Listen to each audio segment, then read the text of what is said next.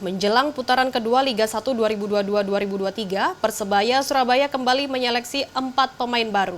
Langkah ini dilakukan untuk memperkuat tim setelah hasil kurang meyakinkan di putaran pertama. Sementara tim Mabes Polri memeriksa kelayakan Stadion Brawijaya sebagai kandang tim Persik Kediri.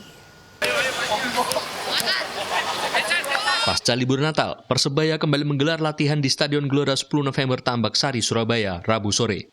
Dalam latihan ini, Persebaya kedatangan 4 muka baru yang tengah mengikuti seleksi pemain. Mereka adalah Muhammad Iqbal, mantan punggawa tim nasional U19, Muhammad Duta, Kardanus Setiawan, dan Tony Firmansyah.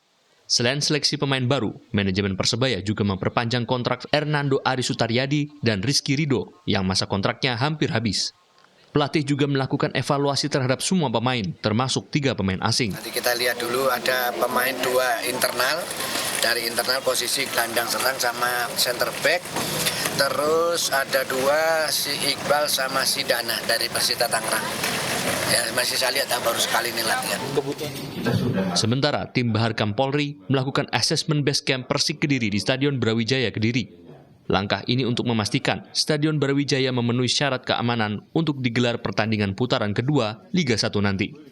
Tim Baharkam melakukan pengecekan mulai dari dalam stadion, ruang ganti pemain, ruang kesehatan pemain, dan tidak ketinggalan kamar kecil para pemain. Karena ini gor yang lama, memang ada beberapa kekurangan yang perlu dipenuhi oleh pengelola gor Brawijaya.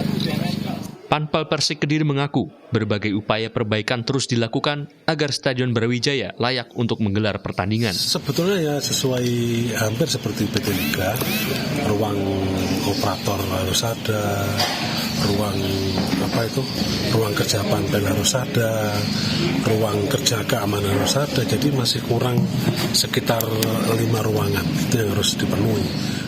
Pihak Persik Kediri berharap Stadion Brawijaya bisa digunakan untuk putaran kedua meski sejumlah fasilitas belum terpenuhi. Tim Liputan.